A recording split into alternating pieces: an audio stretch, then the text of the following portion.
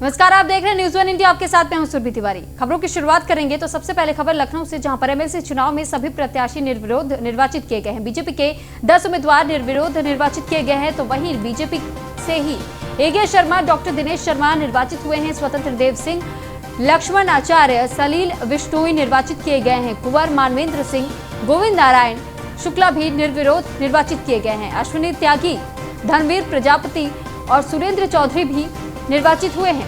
तो समाजवादी पार्टी के भी 2 उम्मीदवार ऐसे बताए जा रहे हैं जिन्हें निर्विरोध निर्वाचित किया गया है। तो समाजवादी पार्टी के अहमद हसन और राजेंद्र चौधरी को निर्वाचित किया गया है। तो बीजेपी के 10 उम्मीदवार निर्विरोध निर्वाचित किए गए हैं, तो वहीं समाजवादी पार्टी के 2 ऐसे उम्मीदवार बताए जा रहे हैं जिनको निर्विरोध निर्वाचित किया गया है।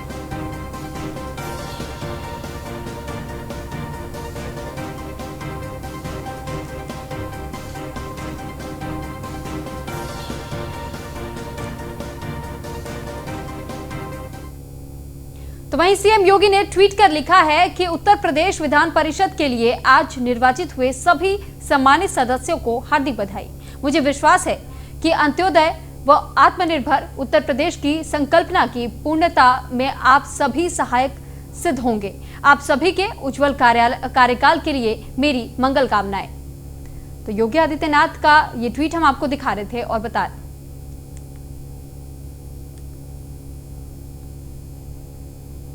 वहीं निर्विरोध निर्वाचित होने के बाद बीजेपी एमएलसी एके शर्मा ने ट्वीट किया है और उन्होंने लिखा है, करहूं प्रणाम जोरी जुगपानी, राष्ट्र मेरी जान है तो भाजपा ही शान है। कमल अब पहचान है भाजपा के राष्ट्र एवं राज्य नेतृत्व तथा कार्यकर्ताओं का एमएलसी बनने के लिए धन्यवाद। माननीय मोदी जी को शत शत नमन।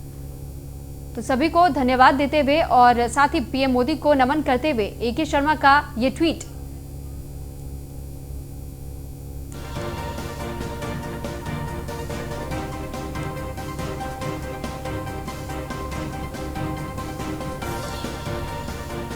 इस पर अधिक जानकारी के लिए एसके वाजपेयी फोन लाइन पर हमारे साथ जुड़ चुके हैं। इसके आपसे जानकारी चाहेंगे कि जो समाजवादी पार्टी के 2 उम्मीदवार बताए जा रहे हैं, बीजेपी के 10 उम्मीदवार हैं, निर्विरोध निर्वाचित किए गए हैं और इस पर ट्वीट भी अब तो सामने आ चुका है। तो प्रत्याशियों के बीच जो उम्मीदवार बताए जा रहे थे, इन उम्मीदवारों के बीच में इस वक्त कैसी खुशी देखी जा सकती है?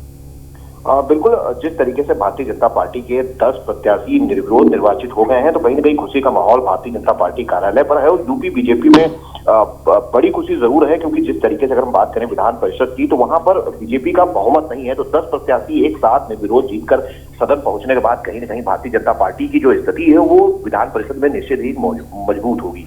तो ऐसी स्थिति में ये बड़ा अचीवमेंट उत्तर प्रदेश बीजेपी के लिए है। वहीं अगर हम समाजवादी पार्टी की बात करें तो 2 प्रत्याशी उसके भी निर्विरोध निर्वाचित हो गए हैं, जिसमें अहमद हसन और राजेंद्र चौधरी हैं। कहीं न कहीं समाजवादी पार्टी के पास भी सिर्फ एक प्रत्याशी का बहुमत था, लेकिन 13वां प्रत्याशी ना आने की वजह से समाजवादी पार्टी के भी दोनों प्रत्याशी निर्विरोध हो गए हैं। तो निश्चित है कि भारतीय जनता पार्टी के लिए ज्यादा खुशी की बात है, क्योंकि उसके 10 प्रत्याशी जा रहे हैं। वहीं समाजवादी पार्टी के लिए भी खुशी की बात है कि उसका एक प्रत्याशी बिना किसी चुनाव के निर्विरोध सदन पहुंच जाएगा। इस तरीके से 2 प्रत्याशी समाजवादी पार्टी के सदन में होंगे। वहीं अगर हम देखें भारतीय जनता पार्टी के सबसे पावरफुल माने जाने वाले गुजरात कैडर के आईएएस अधिकारी अरविंद कुमार शर्मा भी निर्विरोध निर्वाचित हो गए हैं और वहां अब वो सदन में होंगे। और उन्होंने इस खुशी को जाहिर करने के लिए ट्वीट किया है और ट्वीट के जरिए उन्होंने बताया है कि किस तरीके से वो भारतीय जनता पार्टी को अपना समझते हैं और भारतीय जनता पार्टी उनकी शान है। और उन्होंने रामचरितमानस की एक चौपाई भी लिखी है। तो कहीं ना कहीं उन्होंने इस चौपाई के माध्यम से ये बताने की कोशिश की है कि किस तरीके की खुशी उनको उत्तर प्रदेश बीजेपी की तरफ से यह अचीवमेंट मिलने की है। जी चलिए ठीक, बहुत शुक्रिया एसके आपका तमाम जानकारी हम तक पहुंचाने के लिए।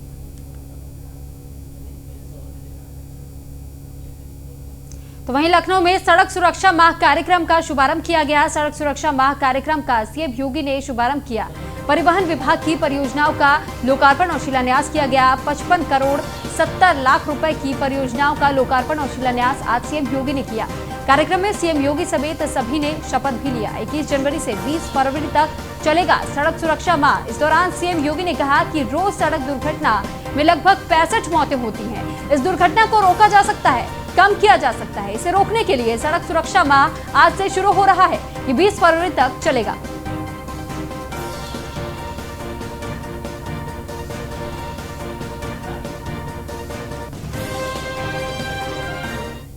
वहीं इस कार्यक्रम के अंत में सीएम योगी ने सभी को सड़क सुरक्षा को लेकर शपथ भी दिलवाई।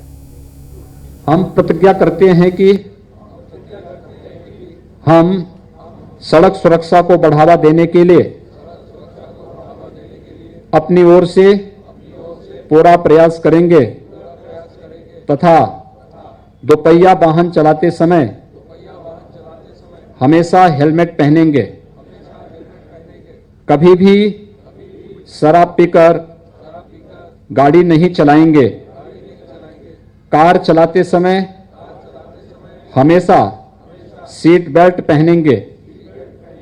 वाहन चलाते समय कभी भी मोबाइल फोन पर बात नहीं करेंगे तथा न कोई मैसेज भेजेंगे और न देखेंगे। हमेशा ट्रैफिक नियमों का पालन करेंगे तथा अपने परिजनों से पालन कराएंगे।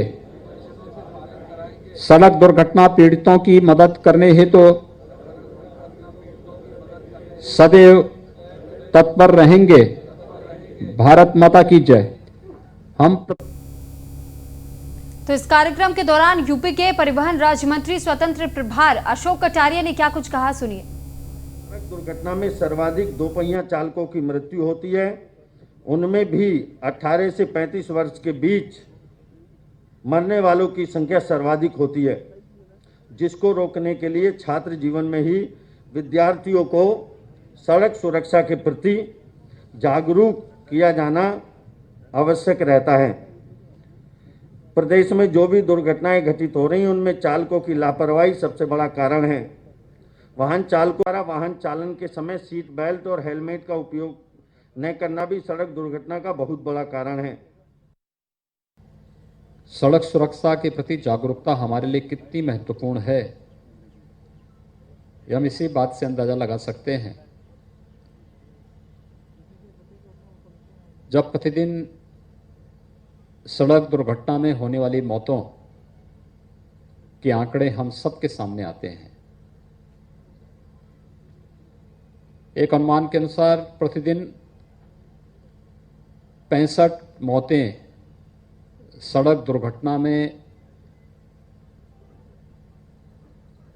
होती हैं। और अगर पूरे प्रदेश के वर्ष भर के सड़क दुर्घटनाओं में होने वाली मौतों के आंकड़ों को हम देखेंगे तो यह आंकड़ा बहुत बड़ा होता है।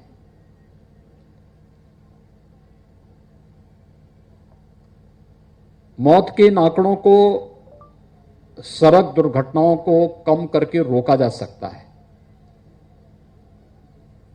काफी नियंत्रित किया जा सकता है, तमाम परिवारों को उजड़ने से बचाया जा सकता है,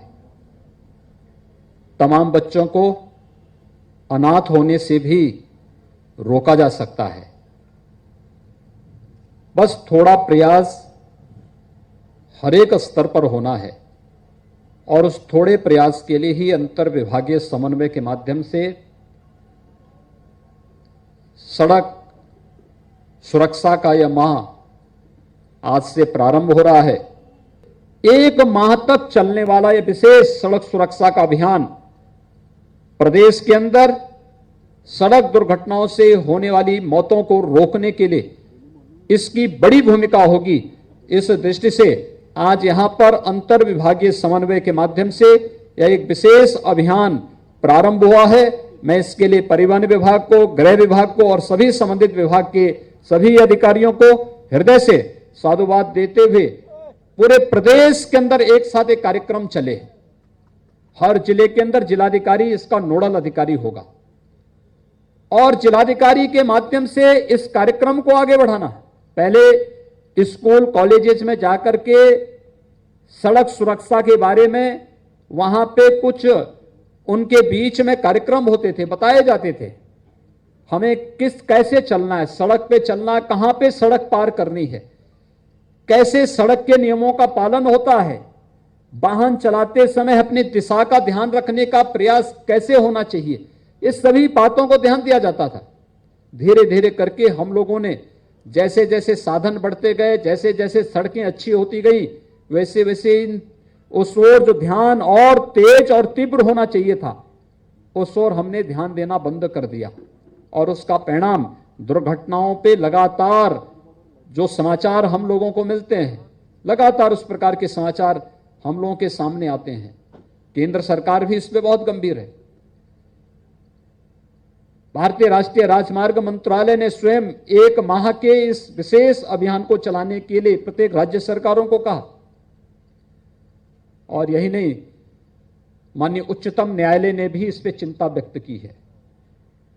अगर हम 18-19 की तुलना में 19-20 में आते हैं तो सड़क दुर्घटनाओं में कुछ नियंत्रण की स्थिति बनती है। 19-20 और 20-21 के आंकड़ों को हम देखेंगे तो इसमें भी काफी अंतर दिखाई दे रहा है। लेकिन अभी इसमें बहुत कुछ किया जाना है और बहुत कुछ करने की दिशा से कि सड़क इंजीनियरिंग में अगर कहीं कोई कमी है, उस कमी को दूर करने का कार्य सड़क निर्माण से संबंधित जो संस्थाएं हैं, लोक निर्माण विभाग है, भारतीय राष्ट्रीय राजमार्ग प्राधिकरण है, या फिर सड़क निर्माण से जुड़ी हुई जो भी संस्थाएं हैं, वे उस इंजीनियरिंग की कमी को दूर करते हुए उन ब्लैक स्पॉट को चिन्हित करके या उन स्थलों को चिन्हित करके जो दुर्घटना के प्रति संवेदनशील स्थल हैं, उन कमियों को दूर करेंगे जिनके कारण वहां पर दुर्घटनाएं। तो अब आपको सीधे बरेली लिए चलते हैं, जहां पर समाजवादी पार्टी के अध्यक्ष अखिलेश यादव इस वक्त प्रेस कॉन्फ्रेंस कर रहे हैं। उद्घाटन का उद्घाटन फिर उद्घाटन भी कर रहे हैं। ऐसे पहले हमारे मुख्यमंत्री होंगे जिन्हें अधिकारी नहीं बताते हैं और वो उद्घाटन का उद्घाटन फिर अपना उद्घाटन करते हैं। सोचिए, कोई मुख्यमंत्री ऐसा भी हो सकता है कि दूसरे का उद्घाटन करना, फिर अपना ही उद्घाटन कर दिया, उसका फिर उद्घाटन करना।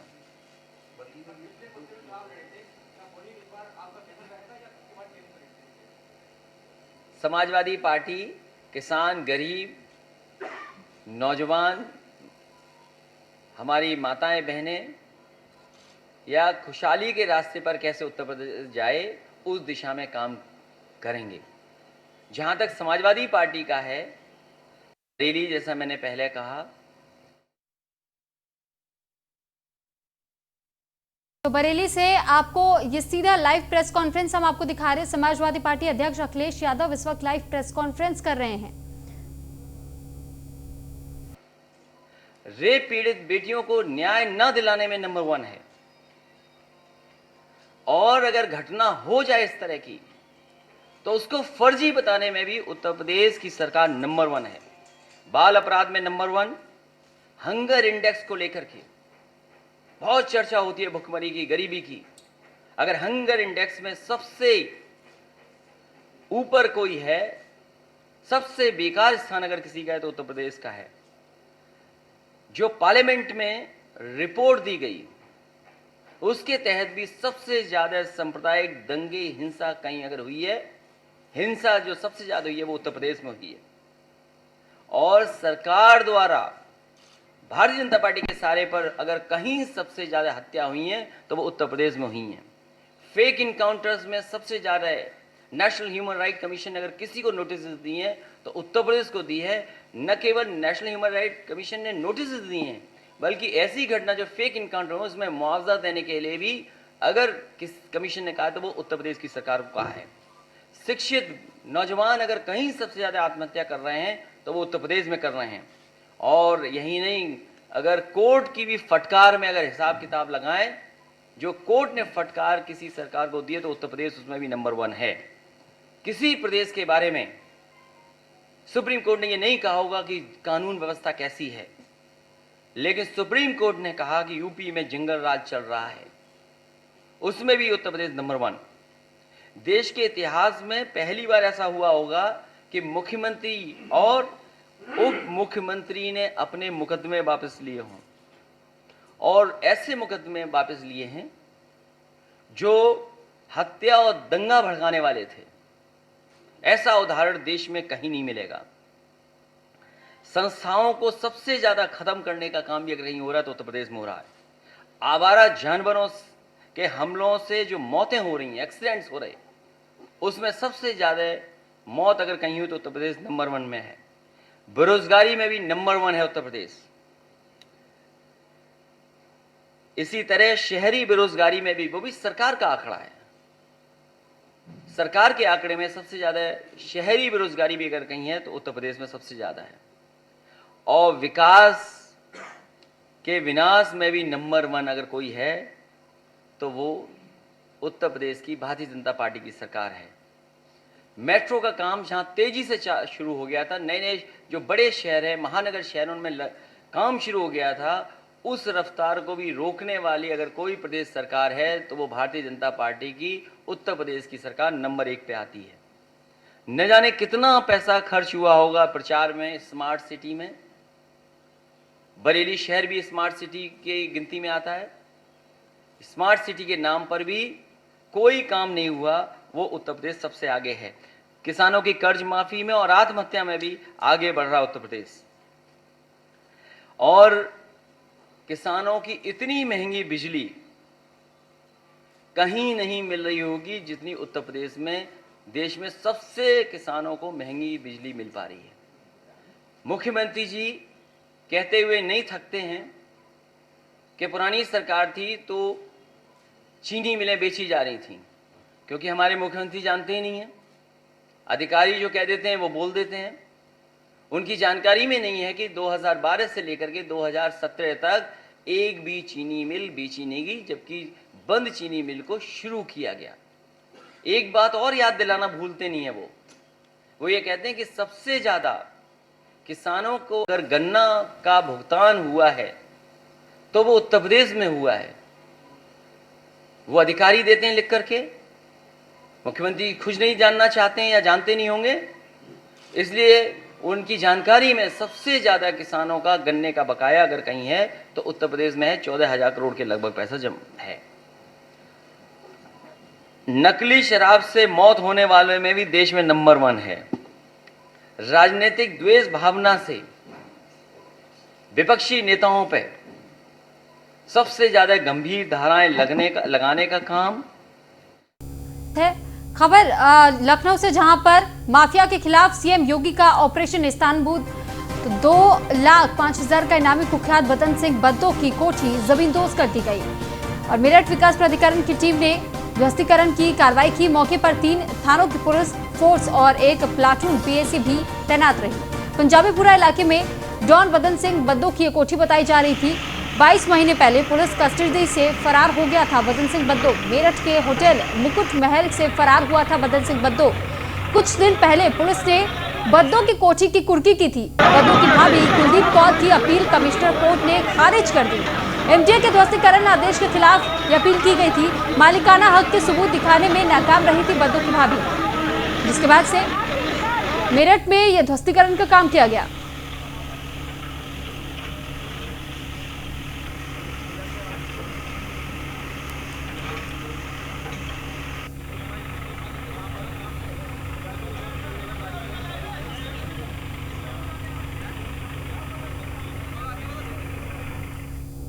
इस पर देखिए मेरठ से ब्यूरो चीफ के शर्मा की रिपोर्ट। बदन सिंह बद्दो की कोठी का ध्वस्तीकरण शुरू हो चुका है और आप देख रहे हैं किस तरीके से ये दीवार गिरा दी गई है। फिलहाल ये दीवार तो पड़ोसियों की थी, इस पे ही रजामंदी नहीं बन रही थी, लेकिन अब इस दीवार को गिराकर ये बुलडोज़र, ये जेसीबी आगे बढ़ेगा और वो जो आपको नज़र आ रहा है वो मकान ये बुलडोज़र और हथौड़े लिए हुए कारीगर गिराएंगे। अब यहाँ पर रास्ता बनाया जा रहा है। हम इस समय बदन सिंह बद्दो की जो अवैध रूप से प्रॉपर्टी कमाई गई थी उसमें खड़े हैं और अब आप देखिए कि किस तरीके से ये कार्रवाई शुरू हो गई है। एसपी सिटी है, एसीएम सुनीता सिंह है और एमडीए के सारे अधिकारी यहाँ पर हैं अपने सहयोगी राजन के साथ। के न्यूज़ 1 इंडिया। बदन सिंह। अमरोहा में गजरौला नगर पालिका का कारनामा सामने आया है। सरकारी जमीन को बचाने में की अनदेखी तो सरकार जमीन पर भूमाफियाओं का कब्जा हो गया।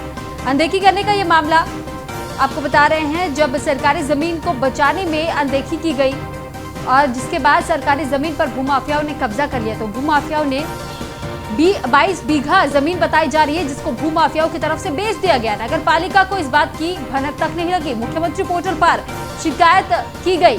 शिकायत पर अधिकारियों में हड़कंप मचा हुआ है। राजस्व विभाग टीम और उप जिलाधिकारी ने जांच नगर पालिका कर्मचारियों को फटकार भी लगाई है। तो अमरोहा के गजरौला में करोड़ों रुपए की सरकारी जमीन पर भूमाफियाओं ने कब्जा किया है और कब्जा करने के बाद प्लॉटिंग भी कर दी है। तो नगर पालिका की 22 बीघा ये जमीन बताई जा रही है जिस पर कब्जा भूमाफियाओं ने किया और उसको बेचने का काम भी भूमाफियाओं की तरफ से किया गया है और जमीन को बेचने का काम, साथ ही निर्माण कार्य की भी शुरुआत इस जमीन पर कर दी गई है। लेकिन नगर पालिका को इस बात की बिल्कुल भी भनक नहीं लगी।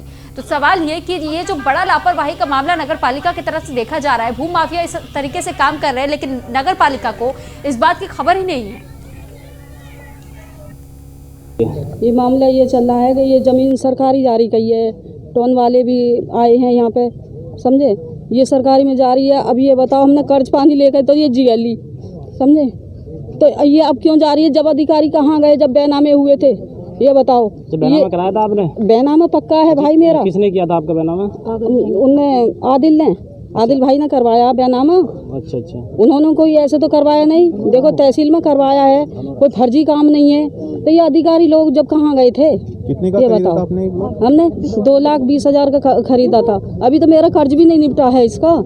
रात लौंडिया भी मेरे छत पे से गिर गई। मैं उस बच्ची, हमने साहब बच्चे के लिए प्लॉट दिलाया है ये, समझे सर, जिस हमने पक्का बैनामा कराया इसका। जब नगर पालिका 2% रजील कटी, उस समय नगर पर क्यों एतराज किया? उस समय जब नगर 2% रजील कटती रही बैनामा गाटा संख्या 111 एक जो हमारा नगर गजरौला में स्थित है, इसमें कल एक शिकायत प्राप्त हुई कि कुछ व्यक्तियों द्वारा अवैध रूप से प्लॉटिंग करके सरकारी ज़मीन विक्रय की जा रही है, जिसे देखने में प्रथम दृष्टया ये संज्ञान में आया है कि इसमें सीलिंग की भूमि वर्ष 1983 में कुछ घोषित की गई थी, जिसका क्षेत्रफल मौके पर कम है। तो इसकी कल से पैमाइश कराई जाएगी और एक विस्तृत टीम नगर पालिका और राजस्व से जाँच करेगी, फिर अग्रेतर कार्रवाई की। पहले भी नगर पालिका ने यहाँ खंभे गाड़े थे और भूमाफियाओं ने उखेड़ के फेंक दिए हैं उसमें।